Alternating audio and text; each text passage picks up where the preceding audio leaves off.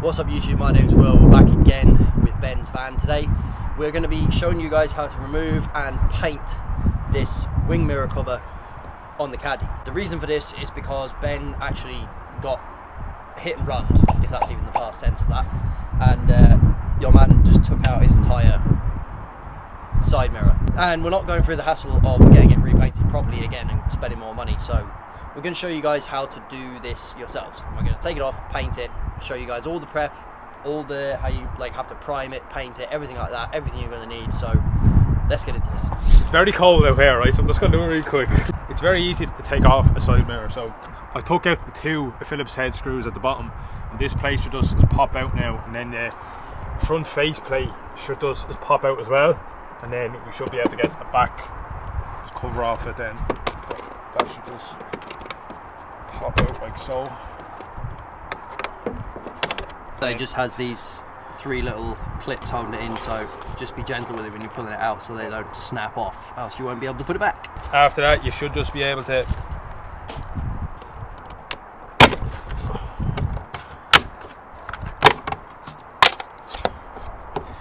so then that's that off. So now to take off the cover itself, you have to just lift it up. So as you can see in there, there's two clips in there. Focus. So that just, it lifts up. So you just need to maneuver it in a certain way that, like that. Just pops off. Just pops off. So it slots in here and it also slots in there. It lifts up instead of off or off to the side. It just goes straight up. So now that we have this off, we're going to show you guys exactly what you need to do to prep this for paint. Obviously my side mirror was cracked, so I got a new one, but it's been on the van for the past probably 4 or 5 months. Will, has it been? Probably. It's been, yeah, a good few months. Yeah, it's probably been that. So obviously there's a lot of heavy dirt on it now because it's been out in the weather. So I'm gonna just give it a light wipe with warm water and soap, just to get all of the heavy dirt off of it, and then I'll use my surface cleaner to get all the rest of it off. So we have it clean-ish now. So we have all of the heavy dirt off of it. The next step is you go in with your surface cleaner, and what this does is there's still small particles of dirt in the plastic. So what this does is it gets into there and takes all of that off, grease, grime, all that kind of stuff. It gets it all off of it. We will leave links to everything that we're using today in the description, so if you want to do this job yourself, you can go down there, click the links, and it'll bring you straight to Amazon, where you can get all the products you're going to need for this job. So first step for this part anyways, is to just spray it down. Probably better off to hold it while you're doing it. And then you go in with your microfiber towel, clean microfiber cloth. Clean, fresh, new microfiber towel, not one you've used as an oil rag. Yeah. So it's fairly clean, but you can see there's a lot of marks, but that was from a different time. Next step, preferably I would have liked to have 1500 grit sandpaper, but I don't, so I have 600 grit sandpaper. I'm not going to go too heavy with it. I'm going to go very, very light handed with it. Just lightly scuff everywhere on it. Bear in mind to get the corners scuffed up, because you don't want your paint to peel. I'm just going to start to scuff it all up, scuff all of the surface up, and it's all shiny now. What I'm looking for is, I'm looking for a dull surface, so there's no shine off it, the part that you're trying to paint.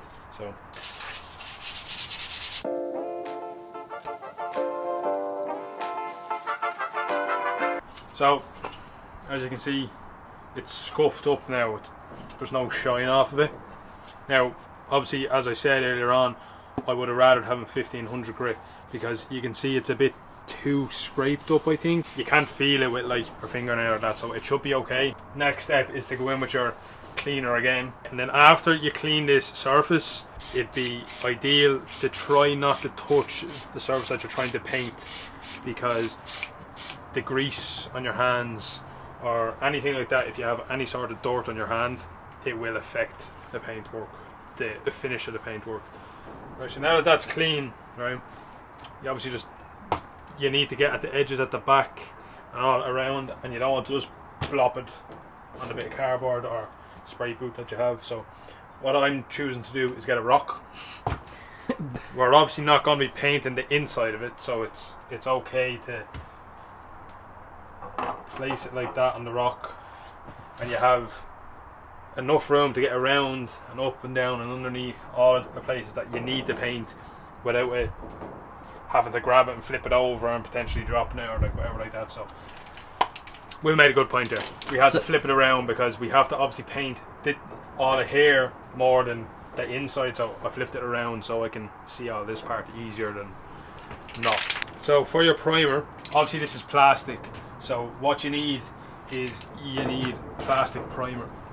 I don't understand it, but it's something got to do with the chemicals that are in the plastic that don't fuse with the paint as well, unless you have a primer that's for plastic surfaces. So you need to shake this for at least 2 minutes and get it all mixed up, and then you're ready for your primer.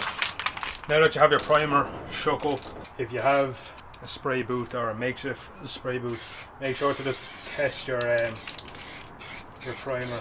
Get a feel for the can and for the spray and how much it comes out, so you know that you're not overspraying on one part or underspraying on another.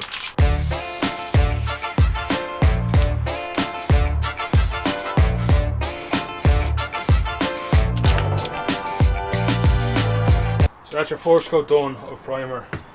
We have a heat gun, but it says on it to leave for, how long did it say, Will? It said leave 2 to 3 hours between coats, but yeah, we haven't got that kind of time, so no. We're going to try use a heat gun at a bit of a distance just to try and speed up the drying process. So while we're setting the heat gun up there, what we decided to do was just make this little prop thing a little bit higher so that we could get in underneath this part of the wing mirror, because obviously the distance between here and there, like, you need to get the can underneath it, so we just use a couple extra bricks that we have laying around just to put it up a little bit higher so we can get into every like nook and cranny. But this is basically how it's looking at the moment. Like we say, we're just going to get the heat gun on it now, see if we can get it dry a bit quicker, hopefully, and then go in for the next 2 coats.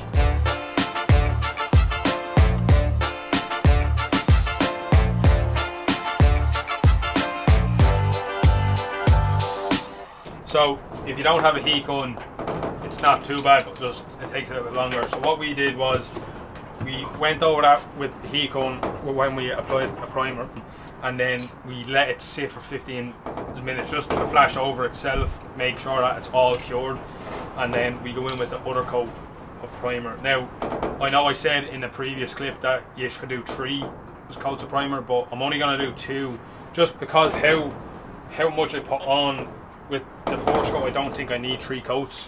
So, but I did miss some spots back here and at the back here, so I'm gonna make sure that I get them and then let that flash over, and then it'll be ready for paint. So just make sure to shake up your primer again, because it's obviously been sitting there for the past 20 to 25 minutes, so just make sure that's shook up.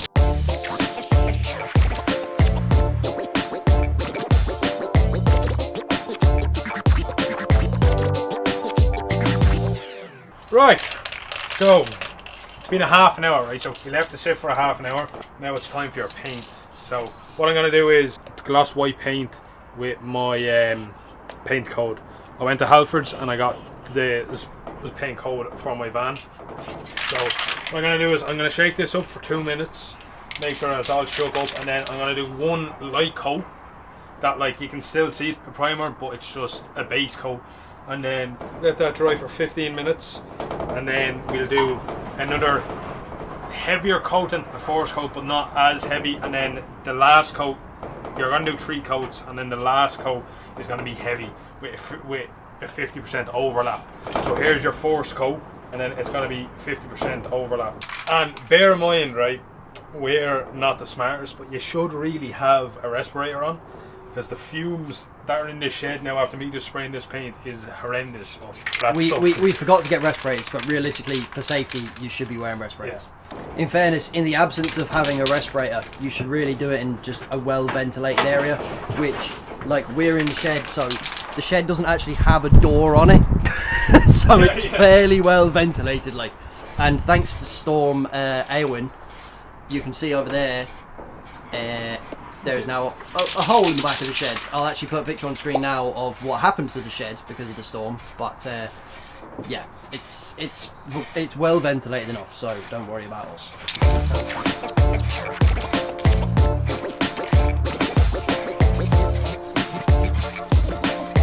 So I'm going to leave it at that for the first coat.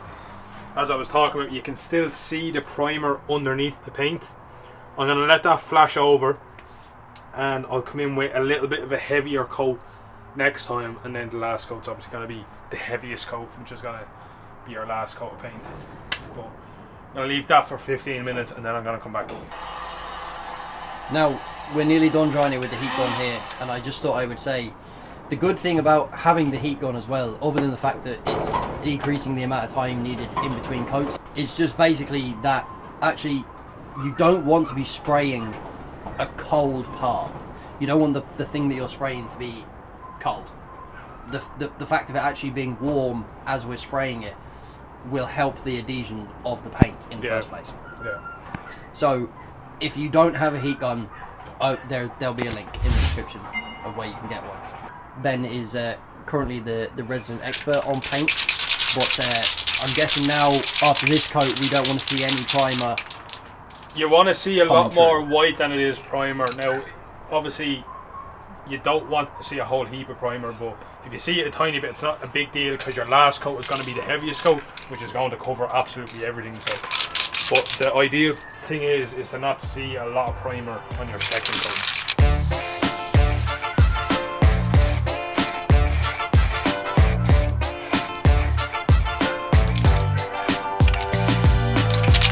So the second coat of paint is on. Now we go back in with the heat gun and dry it up, which, as you can see, there's not a lot of primer shown anymore. So we will speed up the flashing process now with the heat gun, and then the last coat's going to be the heaviest.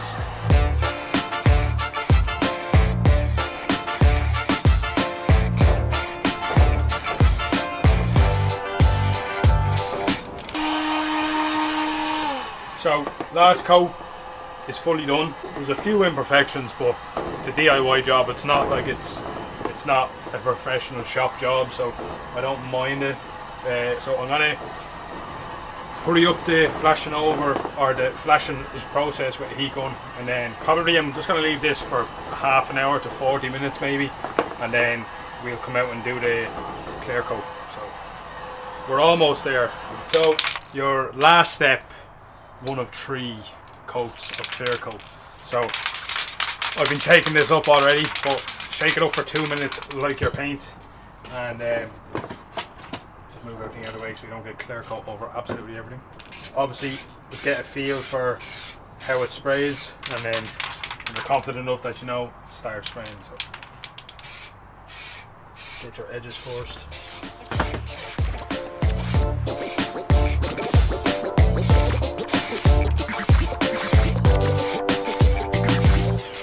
So as with all the coats previous to this, we're just going to speed the process up with the heat gun again, and then we're going to hit it with another 2 coats of lacquer, and on the last coat we're going to bring it inside, and we won't use the heat gun. Well, we might use the heat gun before we move it, just so that it's not tacky when we touch it and ruin the paint job, but we're going to just dry it so we can pick it up without feeling like we're going to ruin the paint job, and bring it inside and let it dry for probably 2 to 3 hours before we stick it back on the van. So a little FYI, right?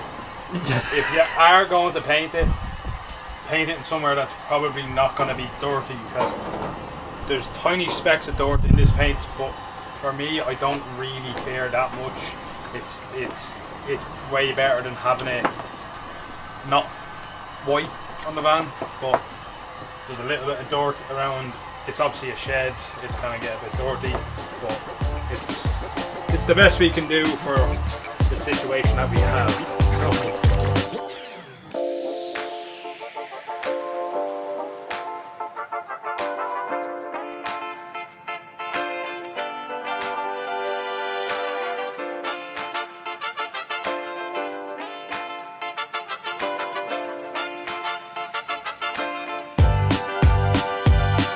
So side mirror is now painted. happy either way it turned out. We have a few imperfections, but as you can see there's little specks of dirt, but it's not too bad for a DIY job.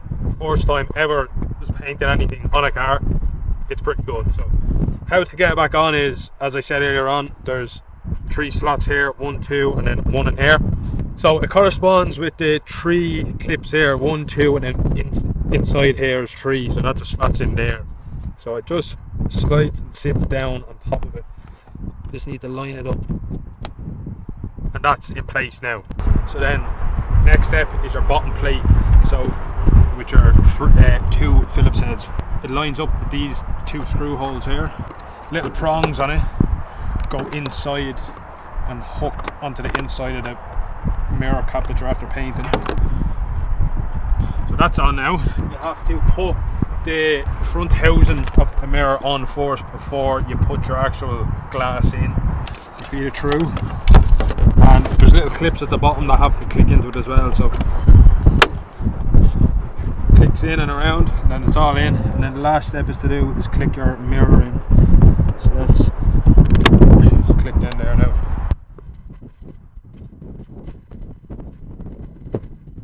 Beautiful. Man, looking way better. Very clean. Now we're gonna do the outro inside because it's absolutely fucking freezing outside, I'm not gonna lie to you. But that looks sick. It looks way better. Is there anything we can't do at this point? I don't think so. We'll have to figure it out when we get to it though. Yeah, I'm sure we'll find something that we can't do at some stage, and then it's going to be panic stations. But look, up until this stage, it's all good. It's all good. Ben, how happy are you with that page off? It turned out way better than what I thought it was going to turn out like. I thought it was going to turn out probably half as shit as the other fella who did a paint work in the first place, but it's actually better than what he did, because one, on the other side, on the other mirror, he has a little bit of a paint run, but we have no paint run, so I'm happy. For €30, like, for the cost of the paint, yeah, and that's it. And there's clear coat, like, it's not that bad. Like. And if you have a heat gun, it's only a couple of hours work. Like. Yeah, if you didn't have a heat gun though, it's like you'd have to start in the morning time and finish now. But we had a heat gun and we just like sped up a whole process and saved probably 2-3 hours, maybe more. Between it depends how long you want to leave in between coats for it to dry. Yeah. But like, we left about 20 minutes, half an hour between coats. So that was with the heat gun. And that was with heat gun, yeah. So it probably took us what, 4 hours? Yeah, probably something like that. From start to finish, sanding it, like taking it off, sanding it, priming it, painting it, lacquering it, putting it back on. So and all the wait time in between. Yeah.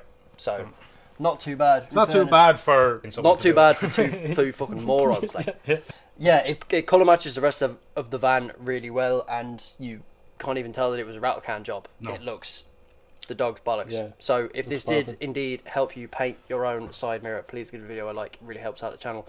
Also, if you want to see us get up to more sort of stupid antics like this, or if you have any suggestions at all, one, make sure you go down there, click the subscribe button and ding on the bell so you get notified when we upload, and 2, let us know in the comments if there's anything that you want us to try our hand out, see what we can do, or if you have any other sort of questions about how to do something on the VW Caddy or the Audi A3. Let us know. Thank you very much for watching, and we'll see you in the next one.